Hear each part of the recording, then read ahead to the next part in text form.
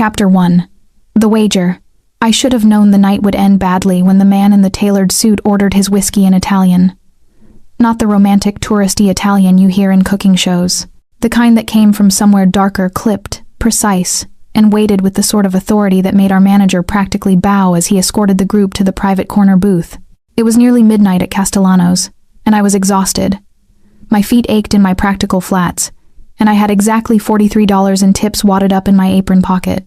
Rent was due in 5 days, and I was still 200 short. The usual disaster that was my life. Sophia. Table 12. Marcus hissed at me, jerking his head toward the corner. VIPs. Don't screw this up. I grabbed my notepad and smoothed down my black button-up, ignoring the familiar flutter of anxiety in my chest.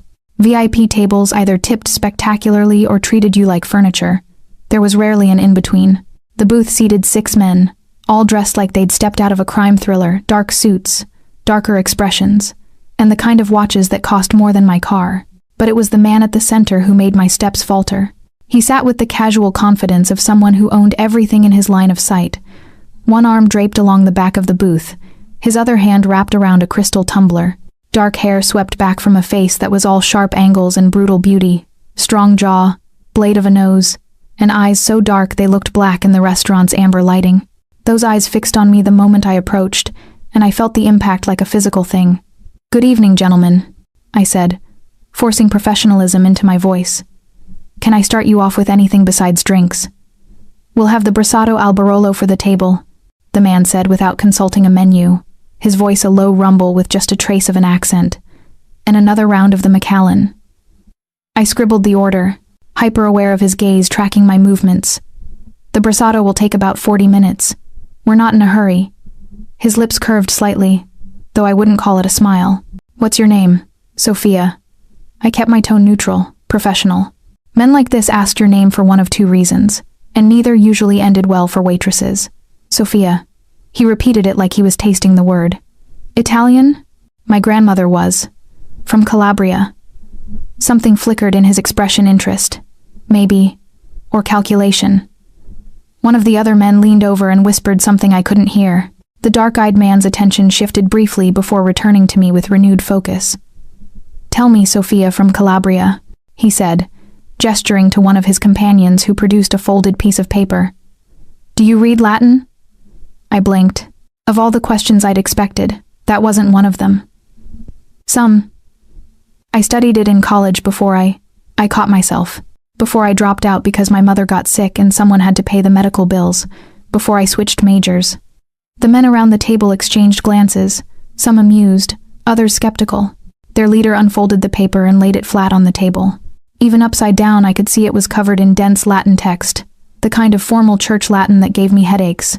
"I'll make you a wager," he said, his voice taking on an edge of mockery that made my spine stiffen. "You decode this message, tell me what it says, and I'll give you $10 million. Laughter erupted around the table, sharp and dismissive. One of the men muttered something in Italian that I caught enough of to know it was crude. "When she fails," another man added in English, grinning, "she brings us a bottle of your best grappa." On the house, they were mocking me. These men in their expensive suits, with their casual cruelty, thought I was a joke. Heat flooded my cheeks, but something sharper flared in my chest, the same stubborn pride that had gotten me through 2 years of caring for my dying mother while working 3 jobs. I set down my notepad and picked up the paper. The text swam before my eyes for a moment, fragments of half-remembered conjugations and vocabulary floating up from the recesses of my memory. It was dense, deliberately archaic, and full of the kind of ecclesiastical phrasing designed to obscure meaning. But I'd spent 2 years translating medieval church documents for Professor Hartley before everything fell apart. I knew this language, even if I was rusty. My finger traced the first line. "Sub umbra mortis ambulamus." "Under the shadow of death we walk," I murmured, half to myself. The table had gone quiet, the laughter dying away. I kept reading, working through the twisted syntax and archaic vocabulary. "Bound by blood and oath, the covenant stands eternal.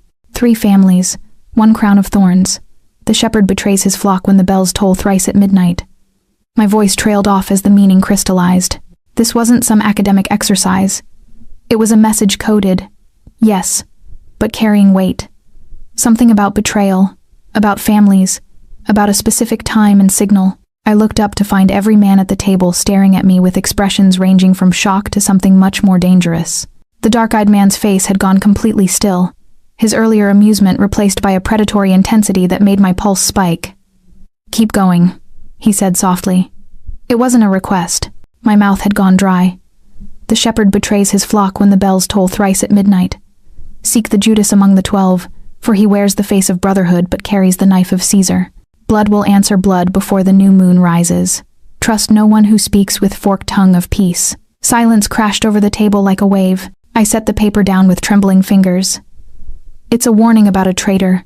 Someone in a position of trust who's planning a betrayal timed to midnight, when bells ring 3 times. The biblical references suggest someone close, intimate access, and there's a deadline before the new moon, which is, I calculated quickly, 4 days from now. The man reached out and plucked the paper from the table, his movements deliberate and controlled. But I saw the tension in his shoulders, the way his jaw had tightened. "Who are you?" he asked, and this time there was no mockery in his voice, only deadly seriousness. "I told you, I'm Sophia. I'm a waitress." My survival instincts were screaming at me to back away, to retreat to the safety of the kitchen. I should put in your order. Sit down." It wasn't loud, but the command in those 2 words rooted me to the spot. One of the other men shifted to make room in the booth, and I found myself sliding in before my brain could fully process what was happening. The dark-eyed man studied me with an intensity that made me feel stripped bare. "You're telling me you just happened to translate a message that's been sitting in my possession for 3 days, which my own people couldn't crack, and you did it in under 2 minutes? My mind raced. It's formal church Latin, probably 16th century based on the syntax. It's obscure, but if you know what you're looking for." "Nobody knows what to look for in this," he interrupted. "It came from someone who wanted to make very sure only the right person could read it. Someone who knew I'd have the resources to find a translator but wanted to make me work for it." His eyes narrowed. "Or someone sent you." Ice flooded my veins. "Sent me? I'm a waitress. I've worked here for 2 years. You can ask." He held up one hand, and I fell silent immediately, hating myself for the instinctive obedience. "Luca," he said without taking his eyes off me. "Check her out. Full background. I want to know everything: where she lives, who she knows, where she's been for the last month. Everything." One of the men pulled out his phone and slipped from the booth. My heart hammered against my ribs. "This is insane," I whispered. "I just translated some Latin. I don't know anything about whatever you just decoded a message that tells me someone in my organization is planning to kill me in 4 days." His voice was conversational, but his eyes were chips of obsidian. "So you'll forgive me if I'm cautious about coincidences." The words hit me like a slap. Kill him. Organization. The expensive suits. The deference from the restaurant staff. The casual way he'd ordered a full background check on me with a single word. "Oh God. I couldn't say it. Couldn't make it real." "Dante Moretti," he said, extending his hand with perfect, terrible courtesy. "And you, Sophia, just became either the most valuable person in this room or the most dangerous." I stared at his outstretched hand, my entire world tilting on its axis. I knew that name. Everyone in the city knew that name, even if we pretended we didn't. The Moretti family controlled everything from the docks to half the city council. They were ghosts and legends and nightmares whispered about in back rooms, and I'd just walked into the middle of whatever war they were fighting. When I didn't take his hand, Dante Moretti smiled a slow, dangerous expression that didn't reach his eyes. "Don't look so frightened, Sophia. If I wanted to hurt you, you'd already be hurt." He withdrew his hand and leaned back, studying me like I was a puzzle to be solved. "Right now, you're going to have a drink with me. You're going to tell me everything about yourself, and then we're going to figure out whether you just saved my life." He paused, letting the silence stretch. "Or whether you're the one who's been sent to end it." Chapter 2. Into the darkness. The next 30 minutes felt like drowning in slow motion. Dante didn't let me leave the booth. Every time I tried to excuse myself to check on their order, to use the restroom, to literally anything that would get me away from the suffocating presence of these men, one of them would shift position. A subtle barrier of expensive fabric and unspoken threats. They asked me questions. Where did I grow up? Here in the city, South End, near the waterfront. Where did I go to school? Street Catherines for high school, then Metro State for 2 years. Why did I leave? My mother got sick. Cancer. She died 18 months ago. I answered mechanically, watching Dante's face for any reaction. He gave nothing away, just sat there with his whiskey, those dark eyes tracking every micro-expression that crossed my face. Marcus brought their food personally, his hands shaking slightly as he set down the plates. He didn't ask why I was sitting with the customers. Smart man. Eat, Dante said, pushing a plate toward me. I'm not hungry. I don't care. Eat. The brasado was probably delicious. Castellanos didn't serve bad food, but it tasted like cardboard in my mouth. I forced down a few bites while the men around the table discussed things in rapid Italian that I only partially followed. Something about shipments and routes and someone named Vitali, who apparently couldn't be trusted. The man called Luca returned and leaned down to whisper in Dante's ear. I watched Dante's expression shift through several micro-expressions. Surprise, calculation, something that might have been approval. Sophia Russo, Dante said slowly, turning his attention back to me. 24 years old. Lives alone in a one-bedroom in Brighton. Works 2 jobs here, and weekend shifts at Street. Michael's Hospital as a medical records clerk. Student debt from Metro State, approximately $40,000. Medical debt from her mother's treatment, approximately $120,000. He paused. She's clean. No criminal record. No suspicious associations. No large deposits or unusual travel. She's exactly what she appears to be, a woman drowning in bills, working herself to death, just to stay afloat. The casual way he recited my financial ruin made something hot and humiliated burn in my chest. Are you satisfied? Can I go now? No. He set down his whiskey. Because now I have a different problem. What problem? I regretted asking immediately. You saved my life tonight. That message.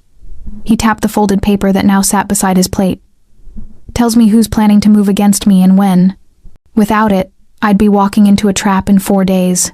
I owe you a debt. One of the other men grunted. Boss, she doesn't need to know. Dante silenced him with a look. I always pay my debts. Always. He turned back to me. I offered you $10 million if you could decode the message. You did. The money is yours. My brain short-circuited. What? $10 million. I'll have it transferred to an account by morning. Clean money. Properly documented. Enough to clear your debts and set you up for life. His voice was matter-of-fact, like he was discussing the weather. But there's a condition. Of course there was. Nothing in life came free, especially not from men like this. What condition? I asked, though dread had already settled like a stone in my stomach. You work for me. I laughed, a sharp, slightly hysterical sound. I'm a waitress and a medical records clerk. What could you possibly need me for? Translation. Analysis. That mind of yours that can cut through obscure Latin in under 2 minutes. He leaned forward, and I caught the scent of expensive cologne and something darker underneath smoke. Maybe, or just the weight of violence he carried. I receive correspondence in 12 different languages. Most of it is legitimate business, but some of it is coded, like this. I need someone who can read between the lines, who has the education and the instinct to spot the hidden meanings. Get someone else. A professional translator. I don't trust professionals. They talk. They have loyalties elsewhere. They can be bought. His gaze pinned me. But you're an unknown quantity. No connections to any of the families. No stake in any of this. And you're desperate enough that $10 million will buy the kind of loyalty I need. This is insane, I whispered. You can't just... I won't. You will. No threat in his voice. Just certainty. Because if you walk away, one of 2 things will happen. Either whoever sent that message finds out you decoded it and decides you're a loose end, or one of my enemies decides you're valuable and tries to acquire you for themselves. He paused to let that sink in. Either way, you die badly. Probably within a week. The restaurant suddenly felt too hot, too small. You're threatening me. I'm protecting you. There's a difference. He stood, and the other men immediately rose with him. You'll come with us. Tonight. Grab whatever you need from your apartment. We'll send someone for the rest tomorrow. You'll stay at my estate until this situation is resolved. I can't just leave. I have shifts, responsibilities, already handled. He nodded toward Marcus, who stood near the kitchen door, watching us with wide eyes. Your manager has been compensated for the inconvenience. You're on indefinite leave. My legs felt weak as I stood. This couldn't be happening. This wasn't real. But Dante Moretti's hand on my lower back was very real, guiding me toward the front door with the same casual possessiveness he'd shown when ordering dinner. His men formed a loose circle around us, and I noticed for the first time the bulges under their jackets that could only be weapons. The night air hit my face, cold and sharp. 3 black SUVs idled at the curb, their windows tinted so dark I couldn't see inside. Please. I tried one more time. I don't want any part of this. Keep your money. I'll forget everything I heard. Dante turned me to face him, his hands gripping my shoulders. Not hard enough to hurt, but firm enough that I couldn't pull away. For the first time since I'd sat down, something other than cold calculation showed in his eyes. You think I want this? He asked, his voice low enough that only I could hear. You think I want to drag an innocent woman into my world? But you're in it now, Sophia. The moment you read those words, you stepped into something you can't step out of. So your choices are simple. Come with me and live, or run and die. Those are the only 2 options you have.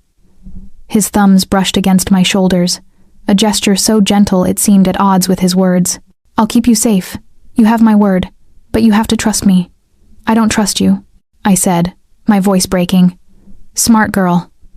A ghost of a smile crossed his face. But you're going to get in the car anyway.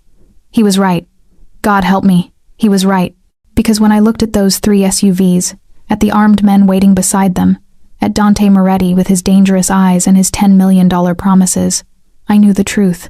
I'd already made my choice the moment I'd picked up that piece of paper. I just hadn't realized it yet. Dante opened the rear door of the middle SUV and waited. After a moment that felt like standing on the edge of a cliff, I climbed inside. The door closed with a heavy, final sound. Dante slid in beside me, and the vehicle pulled away from Castellanos, away from my normal life, away from safety, away from everything I'd known, toward something I couldn't yet name but that already felt inevitable. Where are we going? I asked as the city lights blurred past the window. Dante poured 2 glasses of something amber from a built-in bar and handed me one. Somewhere no one can touch you. I stared at the glass in my hand. That's not an answer. It's the only answer that matters right now. He lifted his own glass in a mock toast. Welcome to my world, Sophia. Try not to die in it. I drank, because what else was there to do? The whiskey burned all the way down, but it wasn't enough to erase the sign, feeling that I'd just sold my soul, and I didn't even know the price yet. Chapter 3. The Estate. We drove for 40 minutes into the hills west of the city, leaving behind the urban sprawl for winding roads lined with old-growth trees and walls topped with wrought iron. Security gates appeared and disappeared, each one manned by figures who waved us through without question. Finally, we turned onto a private drive that led to something I could only describe as a fortress disguised as a villa. The Moretti estate sprawled across what must have been 20 acres, all stone and terracotta and mullioned windows that glowed with warm light against the darkness. Gardens stretched in geometric patterns around a central fountain, and I could see the silhouettes of more guards patrolling the perimeter. Home sweet home? Dante murmured as the SUV pulled up to the front entrance. A woman in her 60s appeared at the door, severe gray hair pulled back, dressed in a crisp black dress that marked her as staff but expensive enough to suggest authority. Her eyes swept over me with the kind of assessment that made me suddenly aware of my wrinkled work shirt and the coffee stain on my collar. Mrs. Chen, this is Sophia Russo, Dante said as we climbed the stone steps.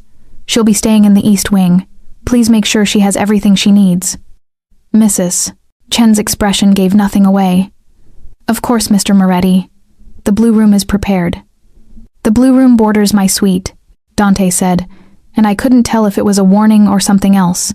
Close enough to be secure, far enough for privacy, unless you'd prefer closer? Heat flooded my cheeks. The blue room is fine. His lips curved slightly. I thought it might be. Mrs. Chen led me through a foyer that could have swallowed my entire apartment. Marble floors, a double staircase, artwork on the walls that looked distressingly real. I tried not to gape like a tourist as we climbed to the second floor and walked down a hallway lined with more paintings and antique furniture. The blue room was enormous. A 4-poster bed dominated one wall, dressed in navy silk that probably cost more than my car. French doors opened onto a balcony overlooking the gardens. There was a sitting area with a couch and chairs, a writing desk, and a door that led to a bathroom that looked like something from a luxury spa. Mr. Moretti said you left your apartment without packing, Mrs. Chen said, opening an armoire to reveal it was fully stocked with clothes. These should fit. If they don't, let me know and we'll arrange alterations. Breakfast is at 7, but the kitchen is always staffed if you need anything. Thank you, I managed, still processing the surreal turn my life had taken.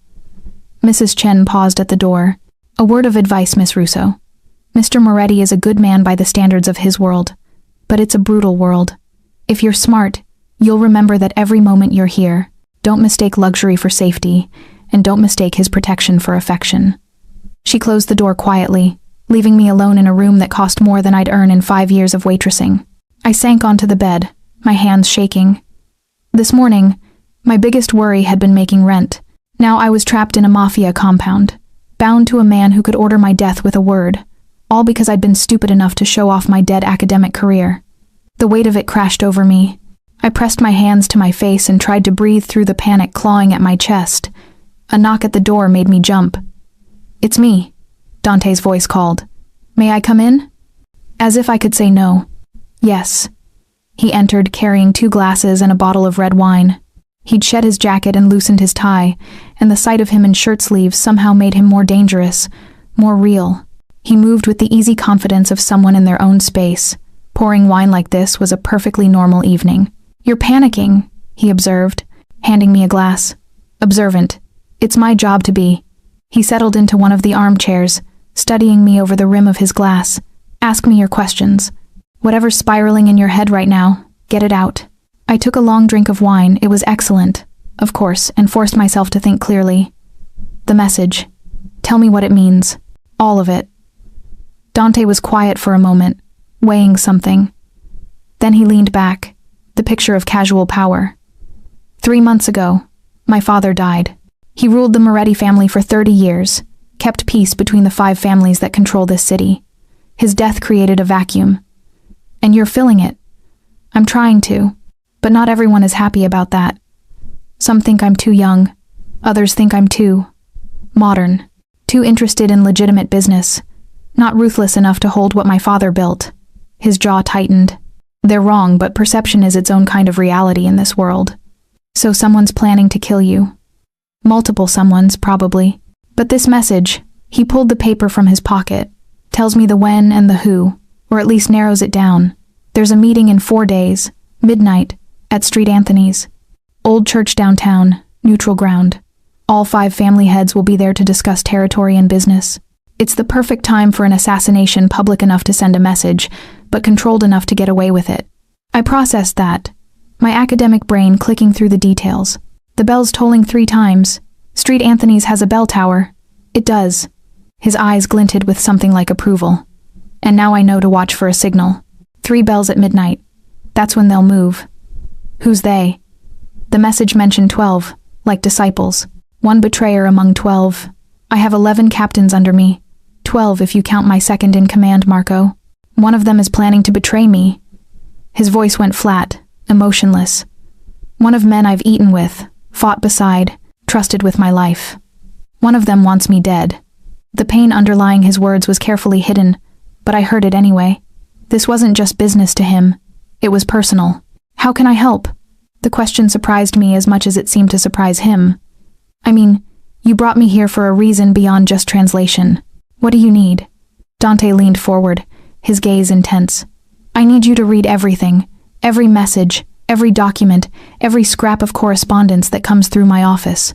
You have an eye for patterns, for hidden meanings. Help me figure out who's lying to me before they get the chance to pull the trigger. And in return?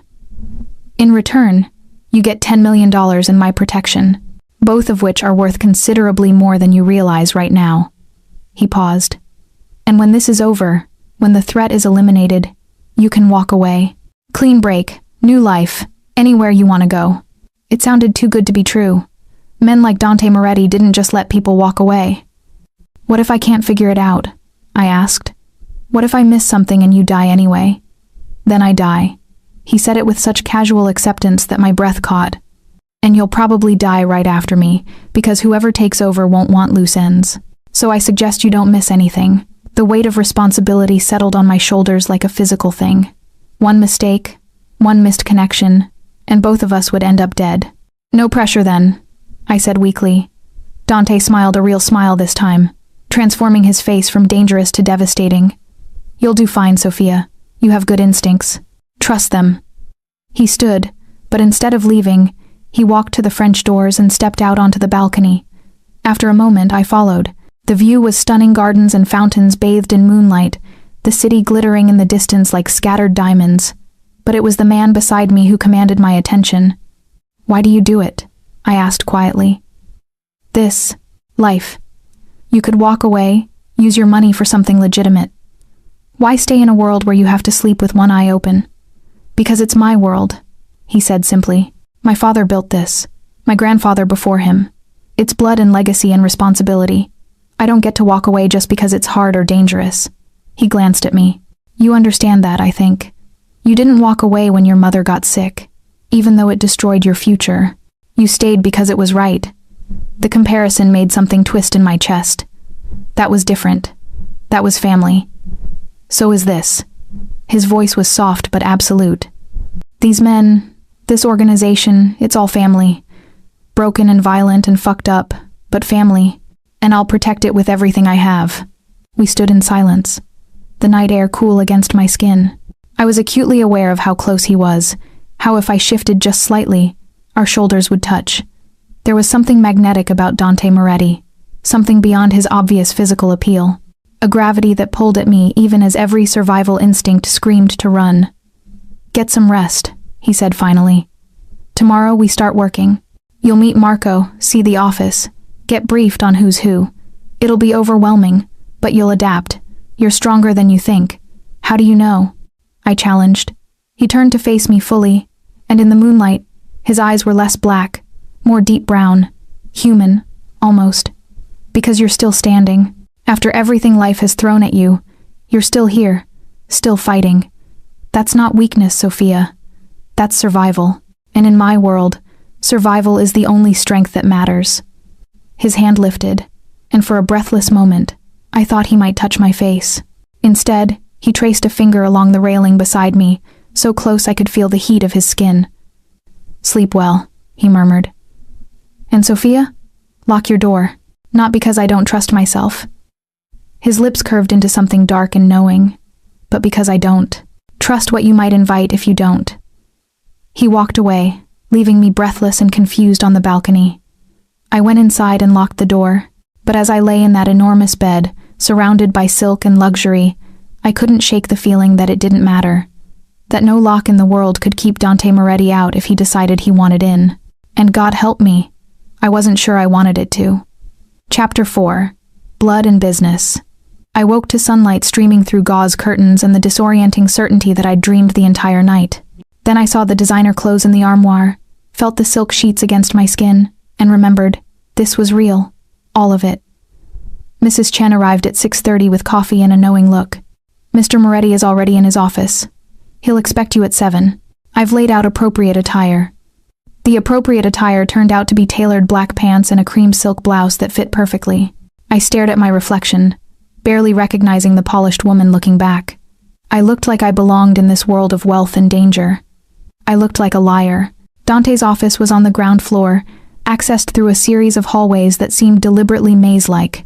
I wondered if that was intentional, harder for enemies to navigate if they breached the outer defenses. 2 guards stood outside the door. They nodded at me and stepped aside without a word. The office was masculine and surprisingly understated dark wood.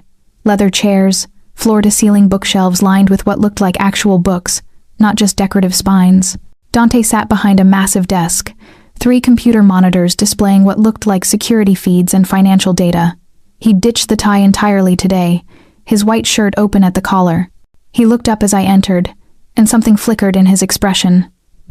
Appreciation, maybe, or calculation. You look like you belong here, he said, echoing my earlier thought. I don't.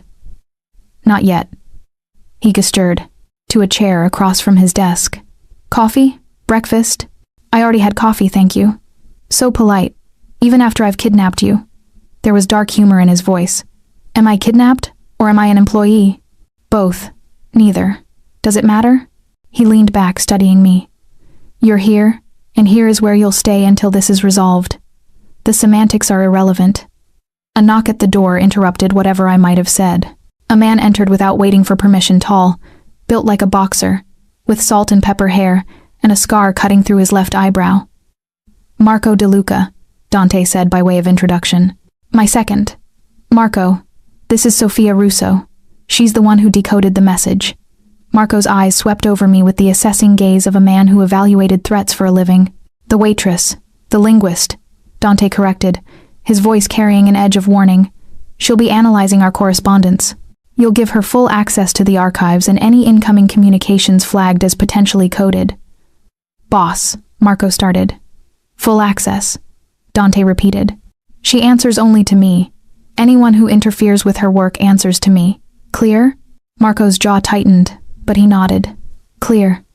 For the next 2 hours, I was given a crash course in the structure of the Moretti organization. Marco walked me through files, organizational charts, and briefings with the enthusiasm of someone being forced to share state secrets with an outsider. Which, I supposed, he was. The Moretti family controlled shipping through the port, several construction companies, a chain of restaurants, and enough legitimate businesses to make their illegal operations nearly invisible. But underneath the corporate structure was something darker: protection, rackets, gambling, loan sharking, the old ways, as Marco called them, that still funded most of their power. These are the 11 captains, Marco said, spreading photographs across the conference table where we'd relocated. Each controls a different territory or operation. They report to Dante, and through him, maintain relationships with the other 4 families. I studied the faces, men of varying ages, all with the same hard edge to them. One of these men was planning to kill Dante. The thought made my stomach turn. Can you walk me through each one? I asked. Not just what they do, but who they are. Personalities, weaknesses, ambitions. Marco raised an eyebrow. You think you can profile a traitor? I think people reveal themselves in patterns, I said, keeping my voice level. The way they communicate, the words they choose, what they emphasize or avoid. If I'm going to spot deception in their correspondence, I need to understand how they think. A slow smile crossed Marco's scarred face. Maybe the boss was right about you. He spent the next hour giving me details that weren't in any file: who drank too much, who gambled, who kept a mistress in the city, who attended church every Sunday despite the blood on his hands. By the end, I had a sketch of 11 men, any one of whom could be the Judas in Dante's inner circle. Lunch, Dante said from the doorway, making me jump. I hadn't heard him approach. You've been working for 5 hours straight. Had I? Time had become fluid, lost in names and faces and the web of connections that bound this world together. Dante led me to a private dining room where lunch had been laid out: pasta primavera, fresh bread, a crisp white wine. He dismissed the staff with a wave, leaving us alone. What have you learned? He asked, serving food onto my plate with surprising domesticity. I organized my thoughts. Your captains break into 3 categories. The loyalists who've been with your family for decades, they're unlikely to betray you because their power is tied directly to yours. The ambitious ones who see your leadership as a path to advancement, they're dangerous but predictable. And then there's the 3rd category, which is, Dante's full attention was on me now. The ones who feel overlooked or undervalued. Men who think they deserve more than they've been given. That's where your traitor is. I pulled out my notes. 3 names keep standing out. Carlo Vitali, he expected to be named second when your father died, but you chose Marco instead. Antonio Greco, his territory has been shrinking while others expand, and he's been vocal about disagreeing with your move toward legitimate business. And Vincent Russo. Dante's eyebrow lifted at the last name. Russo, like you. Common name in Italian families, I said, ignoring the coincidence that made my skin prickle. Vincent's been with your family for 20 years, but his son was killed in a rival family's attack 3 years ago. Marco says he's never been the same since.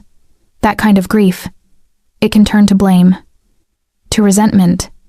You think a man who lost his son to this life would want revenge against me?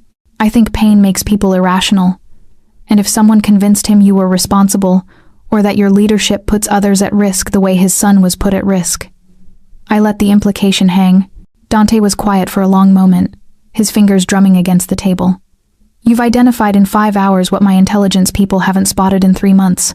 Either you're exceptionally perceptive, or I'm part of the plot. I finished, unable to keep the bitterness from my voice. We've been over this. I'm not. I believe you." He said it simply, and I realized with a shock that I believed him. But I had to say it. Trust in my world is complicated. Everything in your world seems complicated. It is. He poured more wine, his movements economical and precise. But you're handling it better than most would.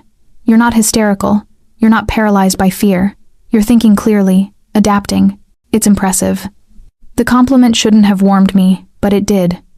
I've had practice adapting. When your life falls apart, you learn to rebuild with whatever pieces are left. Your mother's illness. It wasn't a question. She fought for 2 years. Brain cancer, stage 4. By the end, I stopped. The memory's still too raw. I watched her forget who I was. Watched her waste away until she was barely a person anymore. All while working every hour I could to pay for treatments that we both knew wouldn't work. But what else could I do? Give up? Let her die without fighting? Dante reached across the table and covered my hand with his.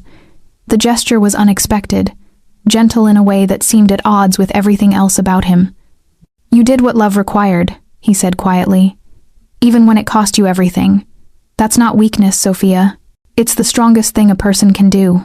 I stared at his hand covering mine elegant fingers, calloused palms, a thin white scar across his knuckles that spoke of violence. I should pull away, should maintain distance, but I didn't. "Why are you being kind to me?" I asked. "You don't have to be. I'm trapped here regardless." "You're not trapped. You're protected. There's a difference." His thumb brushed across my knuckles, a whisper of movement that sent heat up my arm. "And I'm being kind because you deserve kindness. Because in a world full of sharks and wolves, you're something different. Something." He paused, searching for words. "Something I want to keep intact." The intensity in his dark eyes made my breath catch.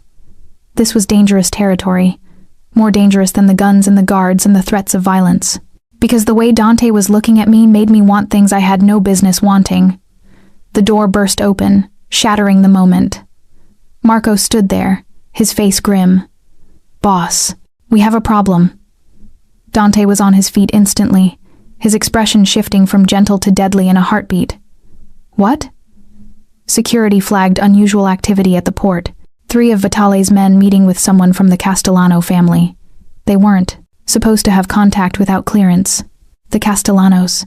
Even I knew that name. They were one of the 5 families, rivals to the Morettis for control of the waterfront. Dante's jaw clenched. "When?" "An hour ago. We have photos." Marco handed over a tablet. I watched Dante's face as he scrolled through images, seeing the cold calculation settle over his features like a mask.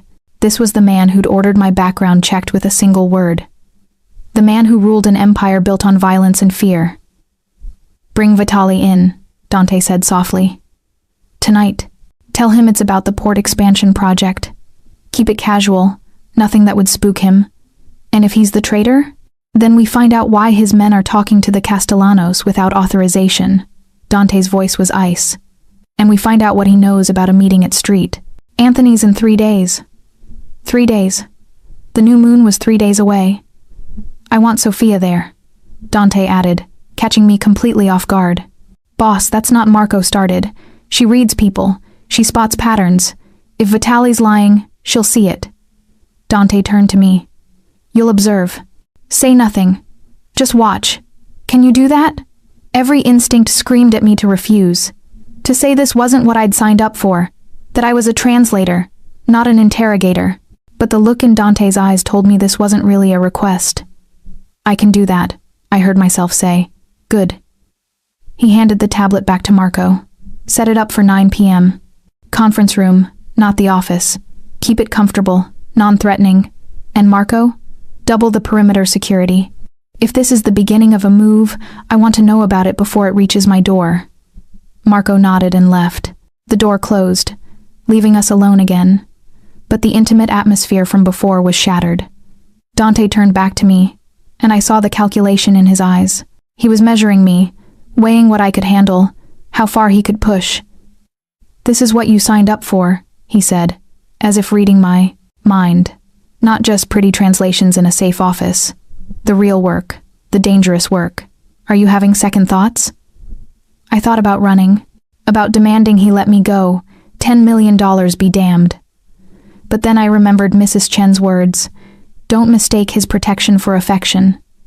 This was business. Dante needed me functional, so he was being kind. But if I became a liability, that kindness would evaporate. And more than that, I thought about the message I'd decoded. About someone planning murder in 3 days. If I walked away now, Dante might die. And despite everything, despite the insanity of this situation, I found I didn't want that. No second thoughts, I said, lifting my chin. Tell me what you need me to do. Something that might have been respect flickered across his face. I need you to do what you did at lunch. Watch, analyze, find the patterns. Vitali's been with my family for 15 years. If he's betraying me, there will be Tell's hesitation, overcompensation, changes in his normal behavior. You'll see what I can't because you're objective. You don't have 15 years of loyalty clouding your judgment. What if I'm wrong? What if I accuse an innocent man? Then we investigate further. I won't act solely on your assessment, Sophia, but I'll take it seriously. He moved closer, his presence overwhelming in the small dining room. I need your eyes, your instincts. Will you give them to me? The way he phrased it like I was giving him something precious, something intimate, made my pulse quicken.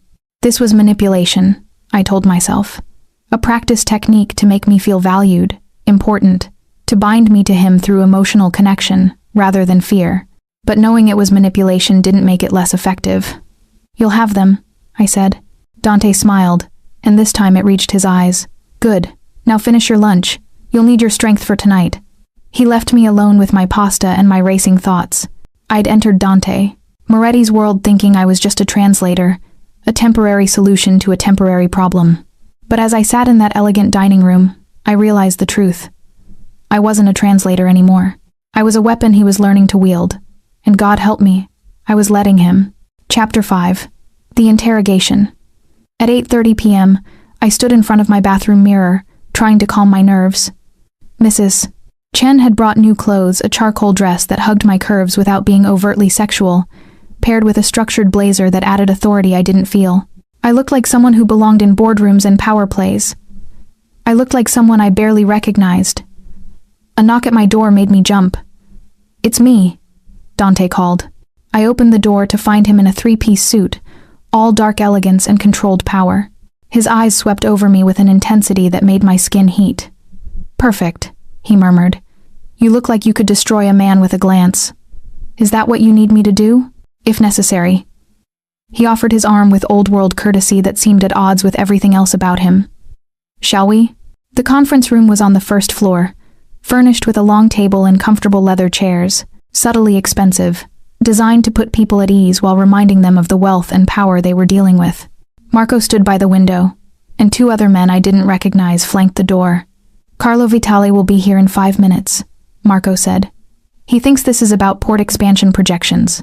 He has no idea we know about the Castellano meeting. Good. Dante guided me to a chair in the corner. Sophia, you're my business analyst. You're here to review numbers, nothing more. Don't speak unless directly asked a question. Just observe. I nodded, my mouth dry. Dante sat at the head of the table, every inch the king in his castle. Marco took the seat beside him. The atmosphere in the room shifted, became charged with a tension that made the air feel thick. When Carlo Vitali arrived, I understood immediately why Dante suspected him. He was a barrel-chested man in his 50s, with silver hair and sharp eyes that missed nothing. He entered with the confidence of someone who'd earned his position through blood and loyalty, who expected respect as his due. When he saw me, those sharp eyes narrowed. Carlo, thanks for coming, Dante said warmly, rising to shake his hand. I wanted to discuss the port expansion before the meeting next week. This is Sophia Russo. She's been analyzing our shipping projections. Vitali's gaze lingered on me a beat too long. Russo, any relation to Vincent? Distant, maybe, I said with a casual shrug that cost me every ounce of acting ability I possessed. It's a common name. Vitali sat down, but his attention kept flickering back to me. Suspicious, or just cautious around a new face? Dante pulled up financial documents on the screen at the end of the table, and for the next 20 minutes, they discussed shipping routes and profit margins with the kind of detail that would have bored me if I weren't watching Vitali like a hawk. He was good, answered questions smoothly, provided explanations that sounded reasonable. But there were tells, tiny ones. His hands tensed when Dante mentioned the Castellano family's interest in Pier 12. His eyes went flat when Marco brought up security concerns. And twice, when Dante paused mid-sentence, Vitali filled the silence too quickly, as if eager to move past something. "I ran into some interesting information today," Dante said, his tone still conversational but with an edge underneath. "Your men were seen meeting with Castellano associates at Pier 7. Care to explain?" The temperature in the room dropped 20 degrees. Vitali didn't flinch. "That was authorized. We're coordinating on the union negotiations the Castellanos have pull with the dockworkers union that we don't. I cleared it with Marco last week." All eyes turned to Marco, who shook his head slowly. "No, you didn't. Vitali's composure cracked, just for a second. "I sent a memo. Maybe it got lost. These things happen. Nothing gets lost in my organization," Dante said softly.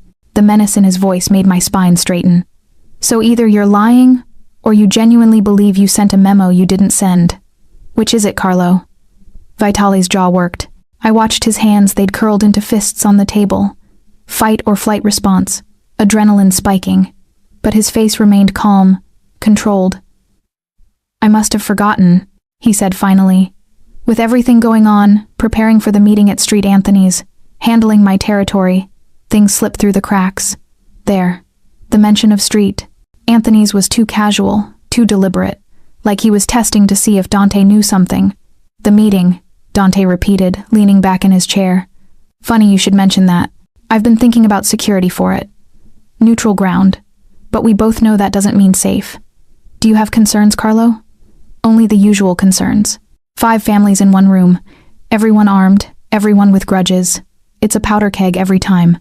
Vitali spread his hands. "I've assigned extra men to your security detail. Whatever you need." "Loyal men?"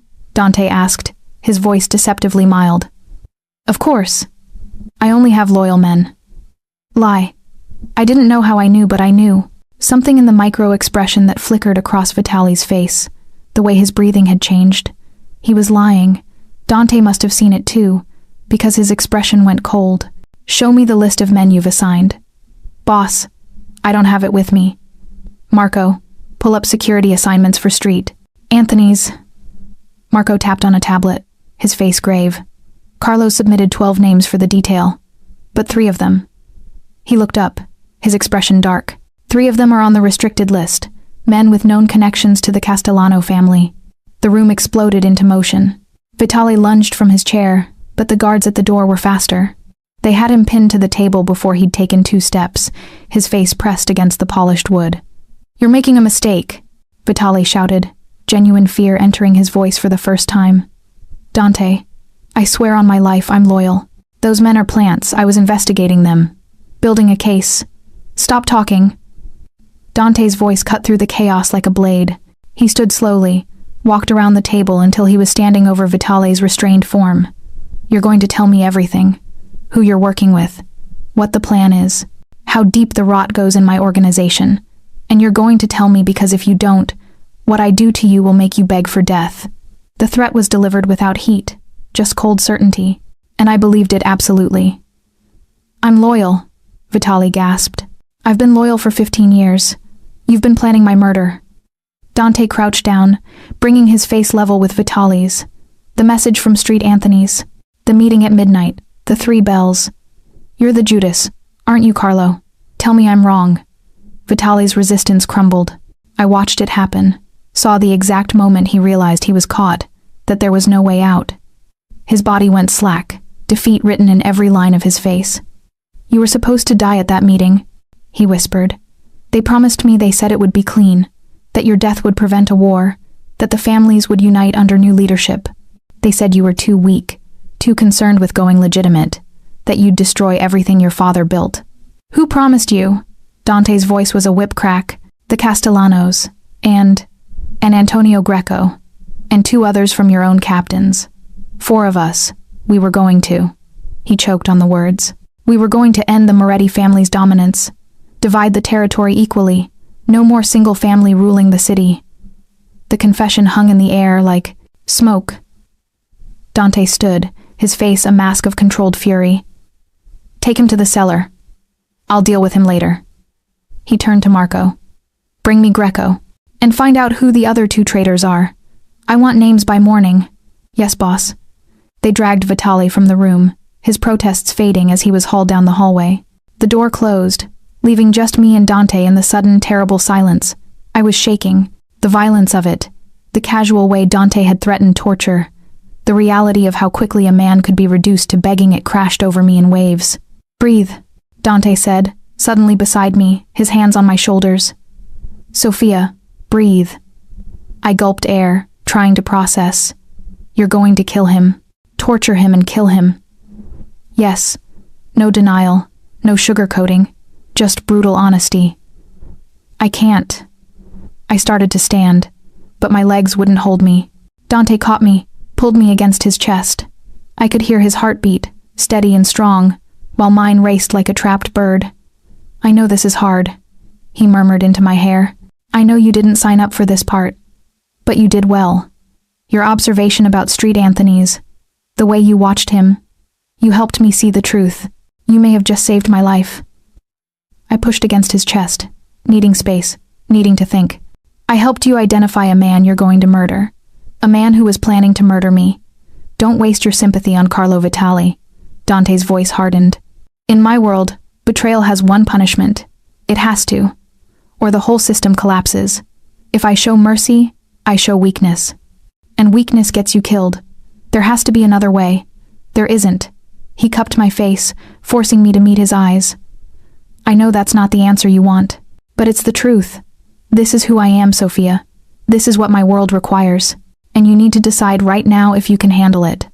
I stared into those dark eyes, seeing the ruthless man he'd warned me about. The man who could order torture and execution without flinching. Who ruled through fear and violence and absolute control. But I also saw the man who'd been gentle with me, who'd held my hand over lunch and told me I was strong, who protected his people with the same ferocity he used against his enemies. Dante Moretti was a monster. He was also, terrifyingly, becoming something else to me. I can handle it, I whispered, not sure if it was truth or lie. His thumb brushed my cheekbone, a gesture so tender it broke something inside me. I hope so, because I'm not letting you go. The possessiveness in his voice should have frightened me. Instead, it sent heat pooling low in my belly. God help me, what was I becoming? Chapter 6. Dangerous Proximity. That night, I couldn't sleep. Every time I closed my eyes, I saw Carlo Vitali's face pressed against the conference table, heard his desperate protests, imagined what was happening to him in whatever cellar Dante had mentioned. At 2 a.m., I gave up and wrapped myself in the silk robe Mrs. Chen had left, padding out onto the balcony. The estate was lit by subtle landscape lighting, casting everything in shades of amber and shadow, beautiful and sinister all at once. Can't sleep either? I jumped, spinning to find Dante leaning against the railing of his own balcony close enough that if I reached out, I could almost touch him. He'd stripped down to dress pants and an undershirt, and even in the dim light, I could see the defined muscles of his arms, the tattoo that wound around his left bicep. I keep thinking about Vital, I admitted. Don't. He made his choice. Now he lives with the consequences. Dante's voice was flat, emotionless. Or dies with them. How do you do it? Live with the violence, the constant threat? You get used to it. It becomes background noise. He paused. That's not entirely true. You never get used to it. But you learn to function despite it. To compartmentalize. The alternative is going insane or getting killed, and I'm not interested in either. I studied his profile, the strong line of his jaw, the shadows under his eyes that suggested he slept about as well as I did. Do you ever wish you'd been born into a different life? Normal parents, normal job, normal problems? Every day, the confession surprised me, but wishing doesn't change reality. I am who I am. This is what I have. I can either embrace it or let it destroy me. He turned to look at me. What about you? Do you wish you'd never walked into Castellano's that night? Did I? My life had been simple before, exhausting and debt-ridden, but simple. Now I was trapped in a world of violence and danger, complicit in things I'd never imagined being part of. But I was also alive in a way I hadn't been in 2 years. Since my mother's death, I'd been going through the motions, surviving but not living. Here, with Dante, every moment felt sharp and real. Terrifying, yes, but vital. I don't know what I wish, I said honestly. Dante was quiet for a long moment. Then, moving with fluid grace, he climbed over the railing between our balconies and landed on mine. My breath caught. He was close now, close enough that I could smell his cologne, see the flecks of amber in his dark eyes. "You're afraid of me," he observed. "Yes. Good. You should be. I'm dangerous, Sophia. To my enemies, to anyone who threatens what's mine. And you." His hand lifted, fingers tracing the line of my jaw with feather-light pressure. "You're becoming mine, whether you realize it or not." "I don't belong to anyone," I said, but my voice came out breathless, unconvincing. "Don't you?" His thumb brushed across my lower lip, and I felt the touch everywhere. "You're wearing clothes I bought, sleeping in my house, working to protect my life. You're in my world now, under my protection, bound to me by circumstance and fate, and this thing between us that neither of us wants to name. There's nothing between us. He kissed me. It wasn't gentle. Dante Moretti didn't do gentle, apparently, except in carefully measured doses. This was claiming, possessing, a statement of intent that left no room for doubt. His hand slid into my hair, angling my head exactly where he wanted it, while his other arm locked around my waist, pulling me against the hard planes of his body. Should have remembered who he was, what he was capable of, the danger of letting this happen. Instead, I melted into him. My hands fisted in his undershirt, pulling him closer. His mouth was hungry, demanding, and I met him with equal need. All the tension of the past days, the fear and adrenaline and confusion, it all crystallized into this moment. This kiss that felt like falling and flying all at once. When he finally pulled back, we were both breathing hard. His forehead rested against mine, and I could feel his heart hammering against my palm. "Tell me to stop," he said, his voice rough. "Tell me this is wrong, that you don't want this, and I'll walk away. I'll keep you safe, honor our agreement, and never touch you again. But Sophia," his hand tightened in my hair, "if you don't tell me to stop, I'm going to make you mine in every way that matters, and there won't be any going back." It was a warning and a promise and a plea all at once, the most honest thing he'd said to me since we met. I should tell him to stop, should preserve the last shreds of my common sense and self-preservation. This man was a killer, a criminal, someone who'd just ordered a man tortured. Getting involved with him was insanity, but when I opened my mouth, what came out was, "Don't stop." The growl that rumbled through his chest was pure possession. He lifted me effortlessly, my legs wrapping around his waist as he carried me through the French doors into my room.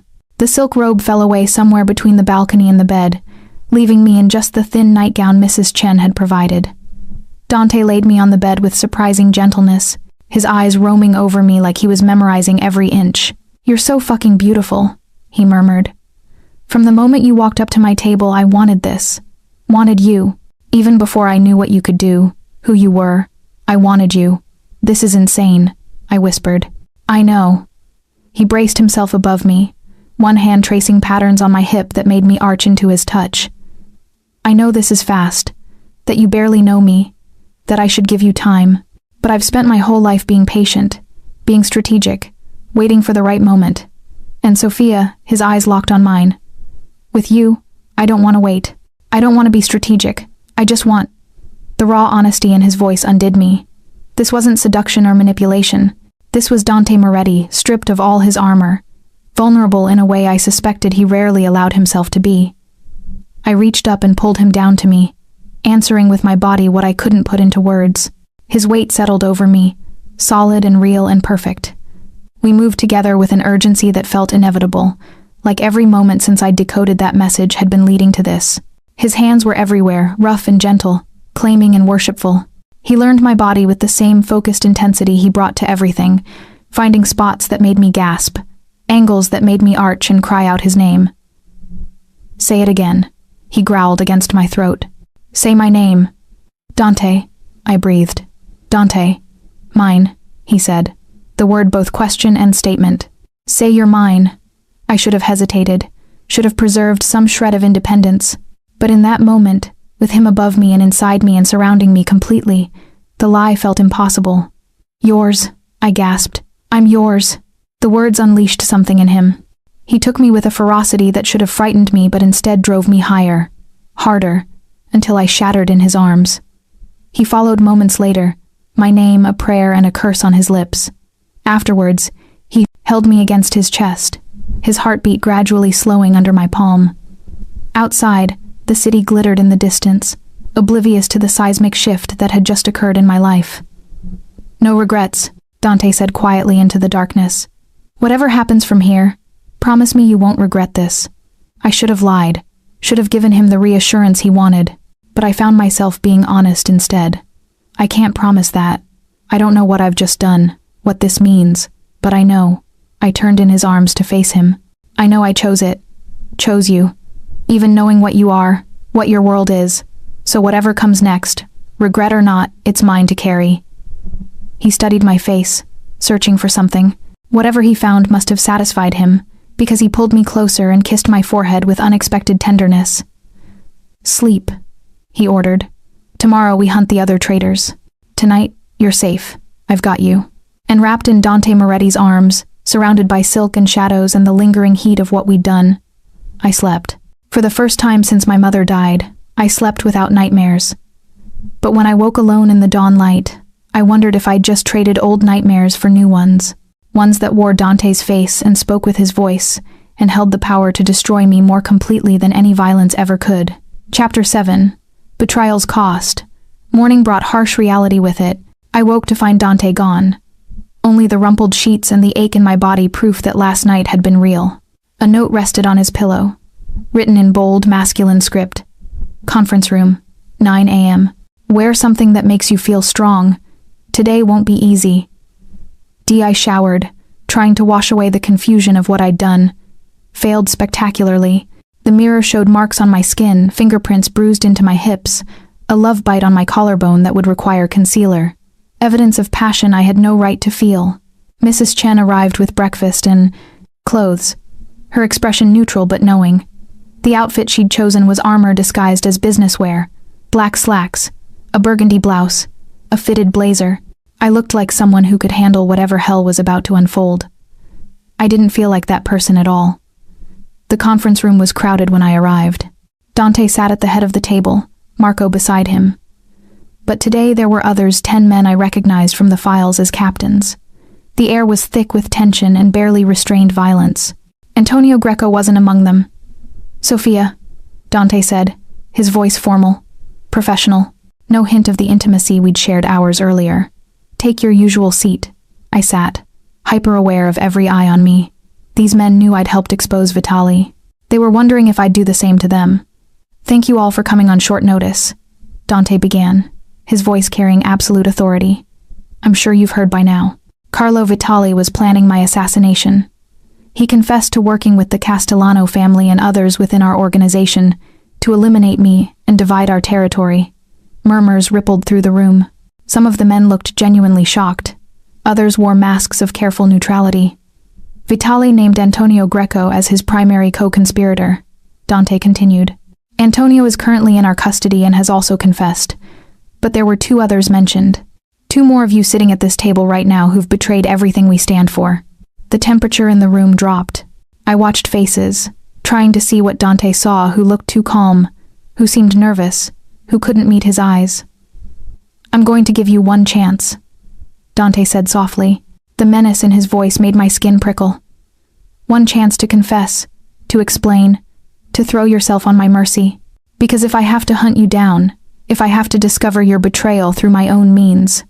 He let the sentence hang. "Let's just say it won't go well for you." Silence.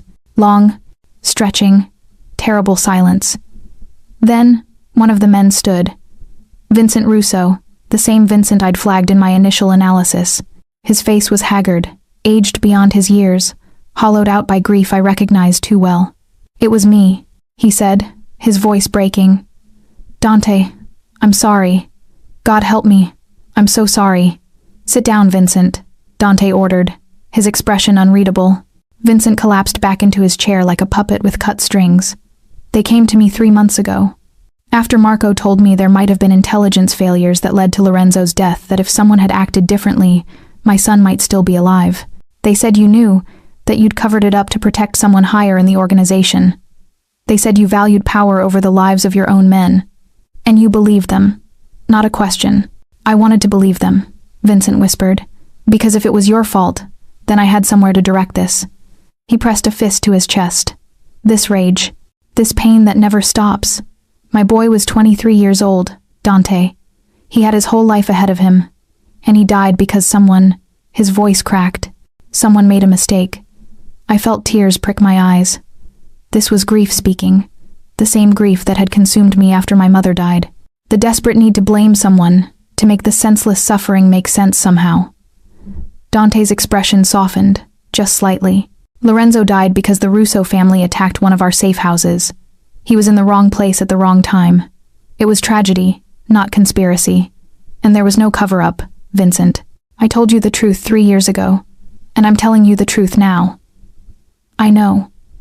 Vincent's shoulders shook. I know that now. But when they approached me, when they offered me a target for all this, he gestured helplessly. I was weak. I wanted it to be true. I wanted someone to punish. So you agreed to help murder me? Yes. Vincent met Dante's eyes, and I saw resignation there.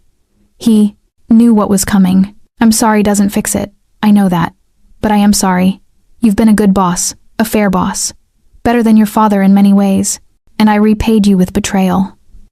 Dante stood, walked around the table until he stood before Vincent. The older man didn't flinch, just waited for judgment with the weary patience of someone who'd already given up. You've been with this family for 20 years, Dante said quietly. You fought beside my father. You helped raise me. When Lorenzo died, you kept working even though grief was eating you alive, because you believed in what we'd built.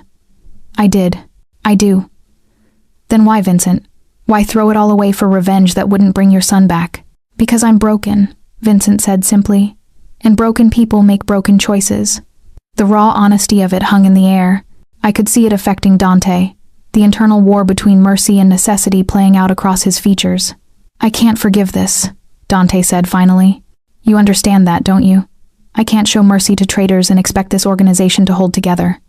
I understand, but I can make it quick, painless. For Lorenzo's sake, if not for yours. Dante's hand rested briefly on Vincent's shoulder. You'll have tonight to put your affairs in order. Say goodbye to your wife. Make your peace. Tomorrow at dawn it ends. Vincent's eyes closed. Thank you. The gratitude in his voice for being granted a merciful death made bile rise in my throat. Dante returned to his seat, his face carved from stone. One more. Who's the fourth? Another silence, this one even heavier. I scanned faces, looking for the tells I'd learned. Most of the men were pale, shaken by Vincent's confession and the casual discussion of his impending execution. But one man sat perfectly still. Too still. His name was Michael Torino, and according to the files, he controlled the protection rackets in the North End.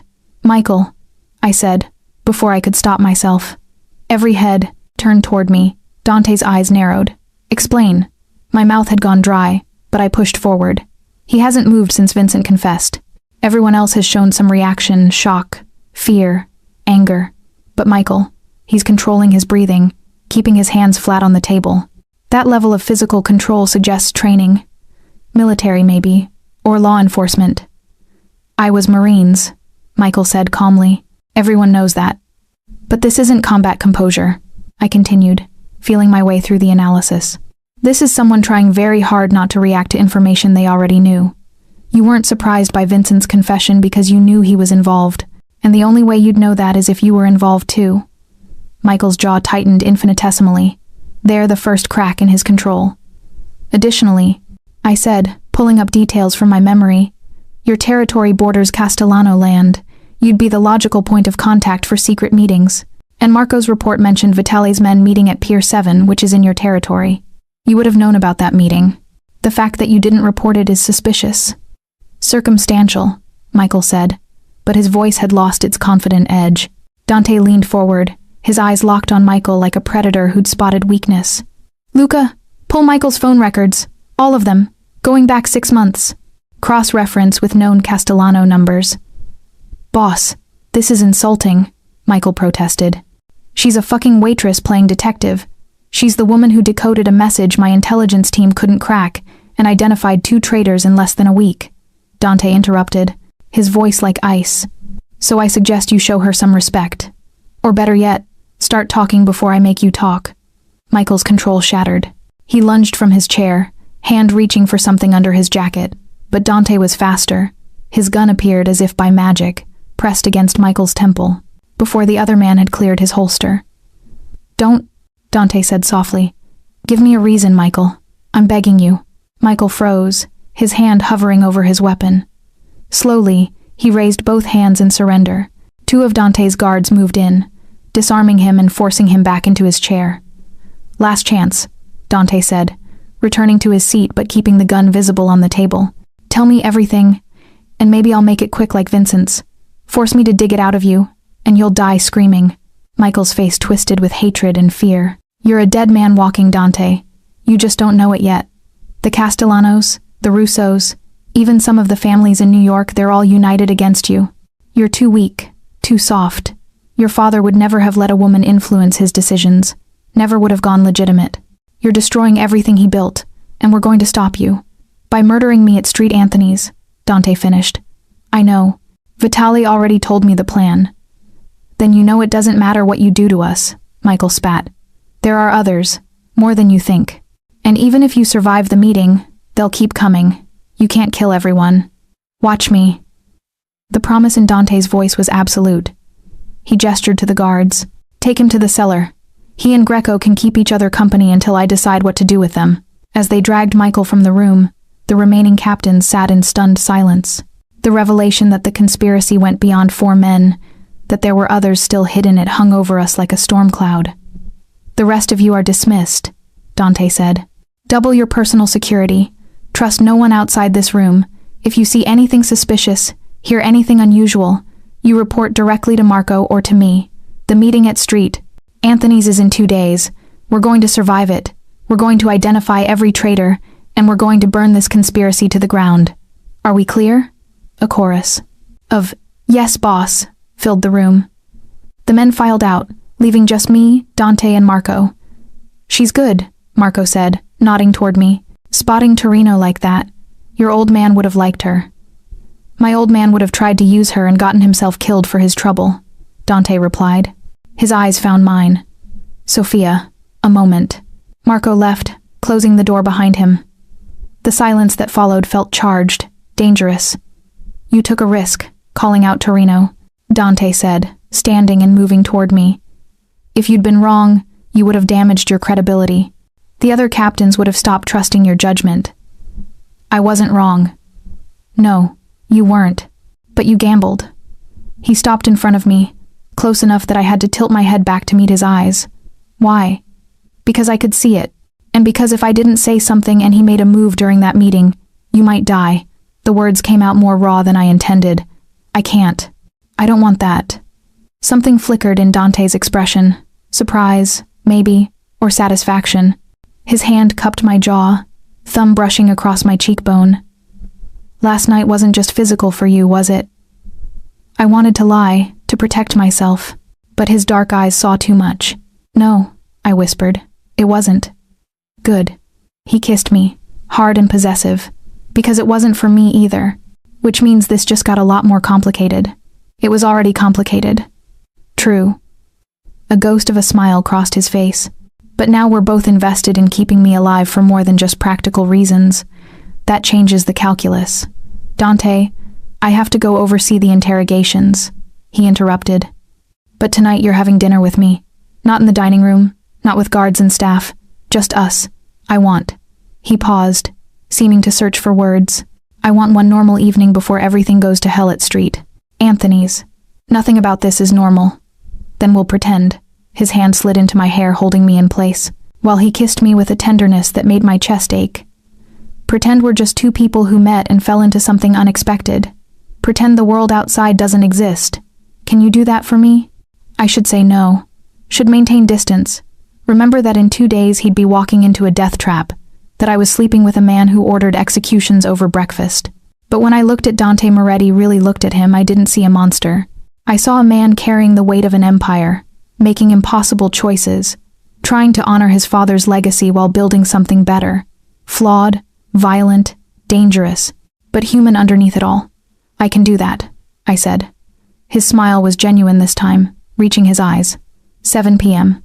Wear something that makes you feel beautiful. I'll take care of the rest. He left, taking his warmth and his dangerous gravity with him. I sat alone in the conference room, my head spinning. 2 captains exposed, 2 more waiting for execution. And somewhere out there, more traitors still hiding in the shadows. The meeting at Street Anthony's was in 2 days, and I had the terrible feeling that no matter how prepared we were, not everyone was walking out of that church alive. Chapter 8. The Calm Before. The afternoon passed in a blur of correspondence and code-breaking. Marco brought me boxes of documents, letters, emails, text message transcripts, anything that might contain hidden meanings or reveal the identities of the remaining conspirators. I worked in the library, surrounded by Dante's books and the lingering scent of his cologne, translating and analyzing until my eyes burned. Most of it was mundane business dealings, territory negotiations, the ordinary machinery of a criminal empire dressed up in corporate language. But there were anomalies, references to the cleansing and new leadership that appeared in communications from 3 different captains. Mentions of a shepherd that echoed the Latin messages, warning. I was building a map of betrayal, line by line, word by word. At 6 p.m., Mrs. Chen appeared with a garment bag. Mr. Moretti requested you wear this tonight. Inside was a dress that made my breath catch deep emerald silk that would cling to every curve, elegant and sensual all at once. Shoes that probably cost more than my monthly rent. Jewelry that looked antique and priceless. I can't wear this, I protested. You can, and you will, Mrs. Chen said with the firmness of someone who'd worked for the Moretti family long enough to know how things worked. Mr. Moretti wants you to feel like the beautiful woman you are. Let him give you that, Miss Russo. God knows he gives enough death, let him give something beautiful for once. The insight into Dante from this stern woman surprised me. I studied her face, seeing past the professional mask to genuine affection underneath. You care about him, I said. I've known him since he was 6 years old, helped raise him after his mother died. He's a good man trapped in a bad business. And you... She fixed me with a knowing look. You're good for him. I see how he looks at you, how he softens. Don't waste this, whatever it is. Men like Dante don't open their hearts often. She left me with that wisdom and a lump in my throat. I dressed carefully, taking time with hair and makeup in a way I hadn't since before my mother got sick. The woman in the mirror looked like someone from another life, polished, confident, beautiful. Someone who could stand beside a man like Dante Moretti and not look out of place. At 7 exactly, there was a knock on my door. Dante stood there in a dark suit, no tie, looking like sin and salvation wrapped in expensive fabric. His eyes widened when he saw me, and the naked appreciation in them sent heat flooding through me. Christ, Sophia, he breathed. You're devastating. The dress helps. It's not the dress. He offered his hand. Come with me. He led me through the mansion, but not toward the dining room. Instead, we climbed to the 3rd floor, to a section I hadn't explored. He opened a door to reveal a private terrace I hadn't known existed. It had been transformed into something magical. String lights created a canopy of stars overhead. A small table was set for 2, candles flickering in the warm evening air. Beyond the railing, the city sprawled below us, a carpet of lights against the darkness. You did this? I asked, stunned. Mrs. Chen helped, but yes. He pulled out my chair with courtly grace. I wanted somewhere private, somewhere we could forget, just for a few hours, about everything waiting for us. Dinner was courses of perfection, food I couldn't even name, wine that tasted like liquid silk. We ate and talked, and Dante was different here. Not the cold boss or the ruthless killer. Just a man, sharing stories of his childhood, asking about my college years, laughing at my description of the worst customers I'd dealt with as a waitress. Tell me about your mother, he said as dessert appeared, something chocolate and sinful. What was she like before she got sick? The question hurt, but in a good way. People usually avoided mentioning her, uncomfortable with grief, but Dante asked with genuine interest, like he really wanted to know. She was fierce, I said, smiling at the memories. Tiny woman, barely 5 feet tall, but she'd argue with anyone about anything if she thought she was right. She read voraciously 3 or 4 books a week, and she could cook like nobody I've ever met. Our apartment always smelled like garlic and tomatoes and fresh bread. You miss her. Every day. But especially in moments like this. I gestured at the elaborate dinner. She would have loved this. The romance, the view, The fairy lights? She was a sucker for romantic gestures. Would she have approved of me? The question caught me off guard. I studied Dante's face, seeing genuine curiosity there. Honestly, I don't know. She would have liked your manners, your intelligence, the way you really listen when someone talks. But she was fiercely protective of me. Your world, what you do that would have terrified her. It should terrify you too, Dante said quietly. It does, but I'm still here. Why? He leaned forward, intense. You could walk away, Sophia. I'd let you go after Street Anthony's, set you up somewhere safe, give you the money I promised. You could start over, far from all this. Why stay? Because I was falling for him. Because despite the violence and danger, I'd never felt more alive. Because something in his darkness called to something in mine, and I couldn't walk away any more than I could stop breathing. But I couldn't say that. Not yet. So I went with partial truth. Because I want to see you survive, I said. Because I've helped identify the traitors, and I need to know it wasn't for nothing. And because... I hesitated. Because you make me feel seen in a way no one has since my mother died. You look at me and see someone strong, someone valuable. Not just a waitress drowning in debt, but someone who matters. Dante reached across the table and took my hand. You do matter, more than you know. The intensity in his eyes made my breath catch. This was dangerous territory, more dangerous than anything we'd done yet, because feelings were harder to walk away from than physical attraction. Dance with me, he said suddenly, standing and pulling me to my feet. There's no music. He pulled out his phone, and soft jazz filled the air. Then his arms were around me, and we were swaying under the fairy lights. The city spread out below us like a promise or a threat.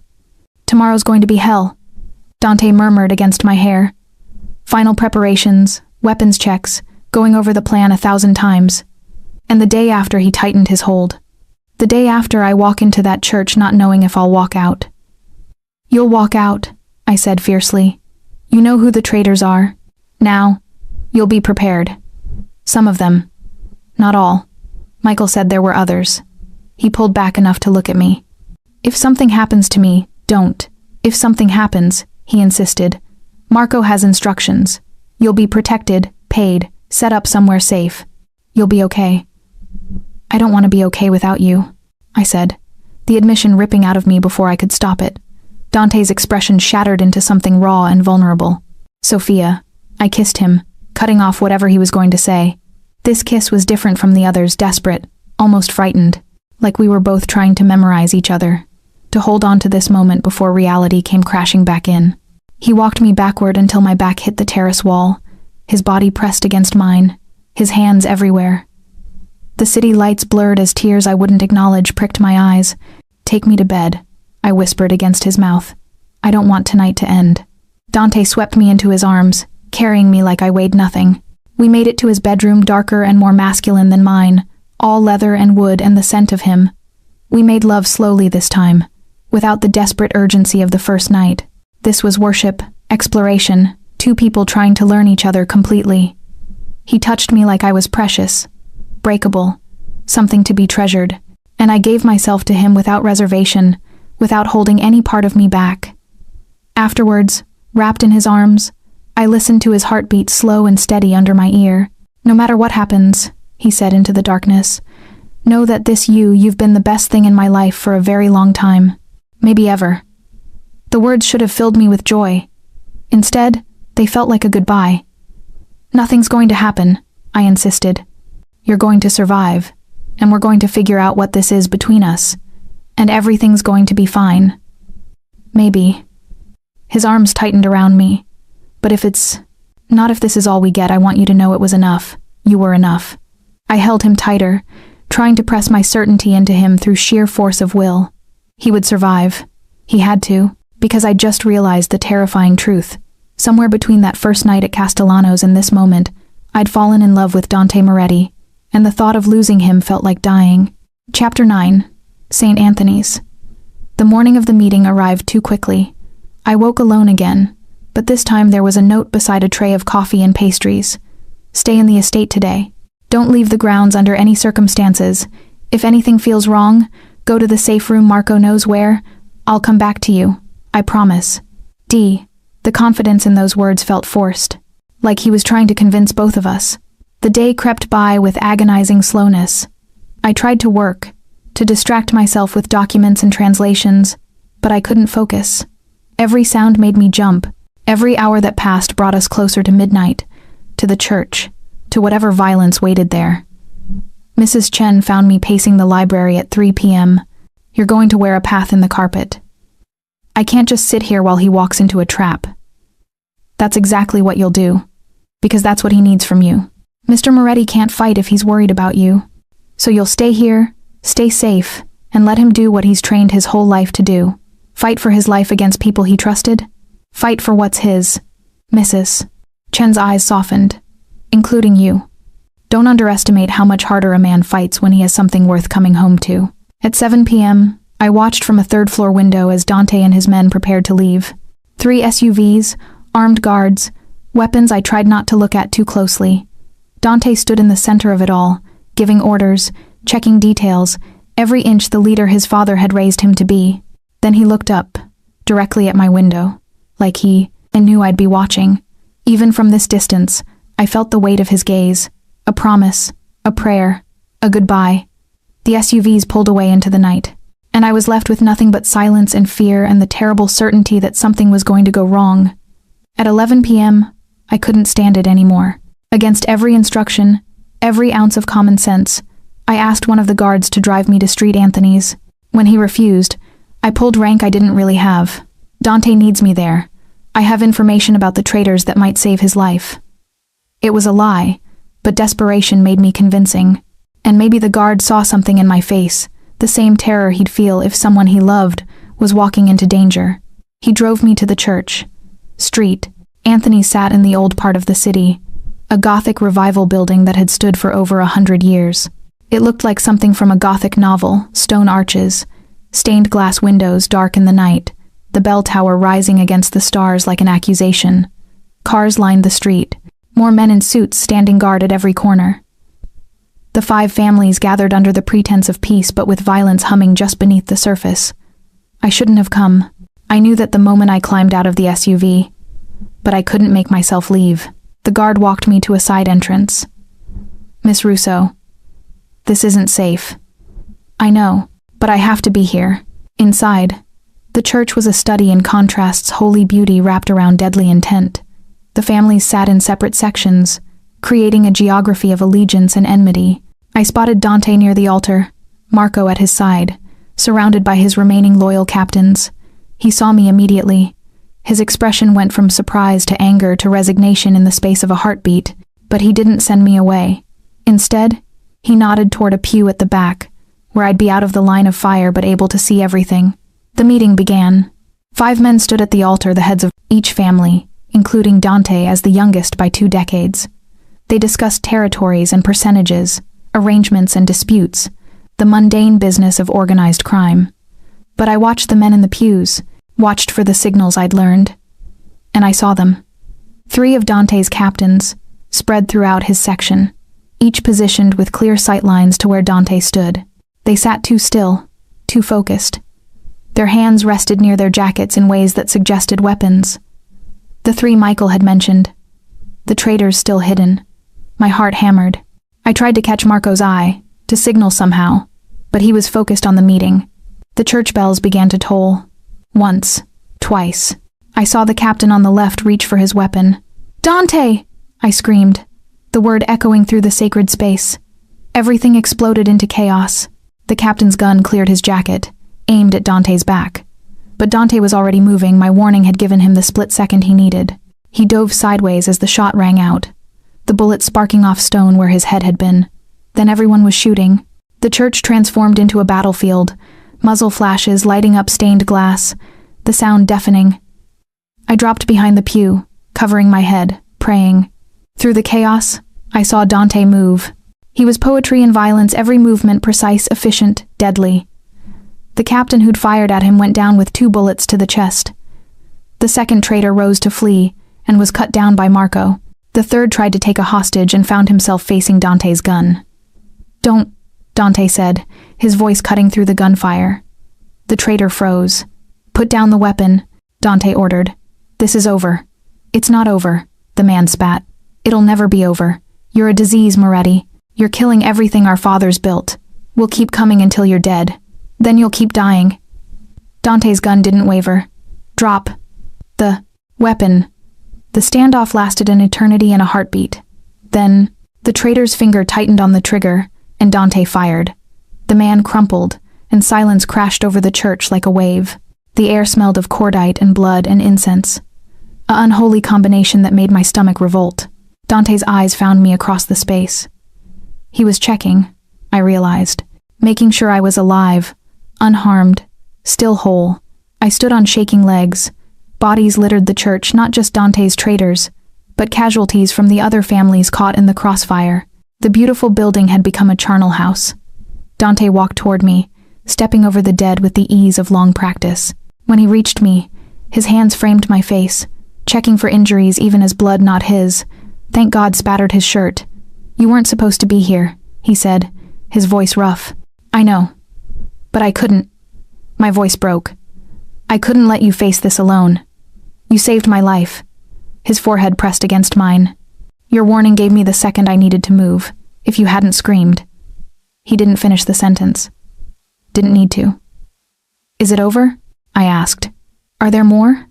It's over, Marco said, approaching with his gun still drawn. The Castellanos are dead. 5 of them decided to make a move when the traitors started shooting. The other families are backing down. It's done. Done. The word felt impossible. But looking around at the carnage, at the bodies being dragged away by grim-faced men, I believed it. The conspiracy was broken, the traitors eliminated, and Dante stood victorious, covered in blood but alive. Get her out of here, Dante told Marco. Take her home. No, I protested. I'm not leaving you. Sophia. No. I grabbed his jacket, holding tight. I came here to be with you. I'm not leaving until you do. He studied my face, and whatever he saw there made him nod. Okay, you stay. It took 3 hours to sort through the aftermath. Police arrived, apparently paid off, because they took statements with bored efficiency and left without making arrests. The families negotiated a new peace, forged in blood and mutual understanding that another war would destroy them all. By the time we returned to the estate, the sun was rising, painting the sky in shades of pink and gold. Dante led me to his room without a word. We stripped off our blood-spattered clothes, showered together in silence, washing away the evidence of violence with the tenderness of survivors. Then he pulled me into bed and held me so tightly I could barely breathe. I thought I was going to die tonight, he whispered, was prepared for it, even. But then I heard your voice, and all I could think was that I had to survive, had to come back to you. You did, I said, my voice muffled against his chest. You survived.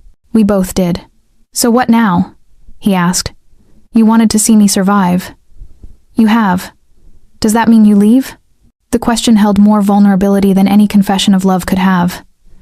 I pulled back to look at him, this dangerous, complicated man who'd turned my world upside down, who'd killed to protect me, who'd shown me passion and tenderness in equal measure, who'd given me a reason to feel alive again after 2 years of just surviving. I should leave, I said honestly. Go back to my normal life, my safe life. Forget all of this ever happened. His arms loosened, starting to let me go. But I'm not going to, I continued, because somewhere between that first night and this morning, I fell in love with you. And I know that's insane, that we barely know each other, that your world is violent and dangerous. But I don't care. I choose this. I choose you. Dante's expression crumbled into something raw and overwhelmed. Sophia, let me finish. I pressed my fingers to his lips. I'll stay. I'll work for you, with you, beside you. I'll learn your world, adapt to it, make a place for myself in it, but you have to promise me something. Anything, he breathed. Promise me you'll try to, build something better. Not just the old ways of violence and fear, but something new. Your legitimate businesses, your vision for what the Moretti family could be. Let me help you build that. Let me be more than just a translator or a lover. Let me be your partner. He kissed me then deeply, desperately, a kiss that felt like a vow. Partners, he agreed. In everything. For as long as you'll have me. I'll have you for a long time, I warned. I'm not easy to get rid of. Good. His smile was genuine, reaching his eyes for the first time since I'd met him. Because I'm done letting you go. You're mine, Sophia Russo. In every way that matters. And I'm yours. In every way that matters, I echoed. We fell asleep tangled together, exhausted and bloody and alive. Outside, the city woke to a new day, one where the Moretti family's power was absolute, where the threat of conspiracy had been burned away, where Dante stood unchallenged. And beside him, improbably, stood me. A waitress who'd decoded a message and ended up decoding the heart of a mafia boss. It wasn't the future I'd imagined. But lying in Dante's arms, as morning light filtered through the curtains, I realized it was exactly the future I wanted. Dangerous, complicated, and utterly mine. Epilogue. New beginnings. 6 months later, the office in the East Wing had been transformed into my domain. Floor-to-ceiling bookshelves held my growing collection of linguistics texts and historical documents. A massive desk. Dante's gift was covered in correspondence that I reviewed daily, still searching for coded threats and hidden meanings. But increasingly, my work was shifting. Legitimate contracts, business proposals, legal documents for the enterprises Dante was building to replace the old criminal operations. We were changing the Moretti empire, brick by brick. It was slow, frustrating work. Some of the older captains resisted. But Dante was patient and ruthless in equal measure, easing out those who couldn't adapt and promoting younger men who shared his vision. I was officially the director of communications, a corporate title that made me laugh the first time I saw it on my business cards. But it was accurate. I managed all correspondence, advised on negotiations, and used my ability to read between the lines to help Dante navigate the complex politics of his world. Mrs. Moretti is here to see you, my assistant said from the doorway. I looked up in surprise. Mrs. Moretti? Dante's grandmother walked in, tiny, elegant, 85 years old and sharp as a blade. I'd met her twice. Formal occasions where she'd studied me with eyes that saw everything. Miss Russo? She said, settling into the chair across from my desk. Or should I say Sophia? We're family now, after all. I'm not sure that's official, I said carefully. Dante and I lived together, worked together, shared everything, but he'd never proposed marriage, and I'd never pushed. We were building something that worked for us, labels be damned. It will be, she smiled knowingly. My grandson has never looked at anyone the way he looks at you. His mother, God rest her, she would have loved you. You have her strength. I never met her. No, but I see her in how you've changed Dante, made him believe he could be more than his father's shadow. That's a rare gift, making a man believe in himself. I didn't know what to say to that.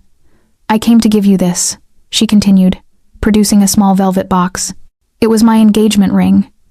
Dante's grandfather gave it to me 70 years ago. When Dante's mother married, I gave her my wedding band. But the engagement ring, I've been saving it for the right woman.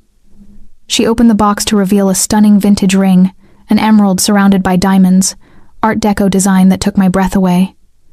Mrs. Moretti, I can't. You can and you will. Because my foolish grandson is working up the courage to ask you properly. And when he does, I want you to wear this ring. I want you to know that you're not just joining Dante's life. You're joining his family, his history, his future. You belong with us now. Tears pricked my eyes. Why? You barely know me. I know you stood in a church and screamed to save his life. I know you didn't run when you saw what his world really was. I know you make him happy, genuinely happy, in a way I haven't seen since he was a child. That's enough for me. She pressed the box into my hands and left without waiting for a response. I sat staring at the ring, my heart full to bursting, when Dante appeared in my doorway. Was that Nonna? He asked. What did she want? I held up the box wordlessly. His expression shifted, through surprise to understanding to something that looked like panic. She gave you the ring, he said. She did. I was going to. There was a plan. I had a whole thing arranged. He ran his hand through his hair, frustrated. Damn meddling woman. Dante Moretti, I said, standing and walking around the desk to him. Are you trying to tell me something? He took the box from my hands, pulled out the ring, and dropped to one knee right there in my office doorway. His hands were shaking, this man who faced down assassins without flinching, shaking as he held out his grandmother's ring. I'm trying to tell you that I love you, he said, that you saved my life, and then gave it meaning. That I want to build this empire with you, for you, alongside you. I want you to be my wife, my partner, my everything. Sophia Russo, will you marry me? I could have tortured him, made him sweat. Instead, I pulled him to his feet and kissed him. Yes, I said against his mouth. Yes, of course, yes. He slid the ring onto my finger, a perfect fit, like it had been waiting for me all along. Then he was lifting me, spinning me around, laughing with a joy I'd never heard from him before. Thank God, he breathed.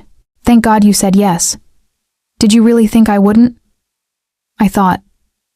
He set me down, cradling my face. I thought maybe you'd realize you could do better than a reformed criminal. That you'd wake up one day and see how much easier life would be with someone normal. I don't want normal, I said fiercely. I want you. All of you, the darkness and the light, the violence and the tenderness, the empire and the dream of something better. I want the life we're building together. You're going to make me cry in front of my employees, he warned, his voice rough. Good. Let them see that the big bad Dante Moretti has a heart. He kissed me again, deep and slow and perfect. Outside my office, I could hear people gathering,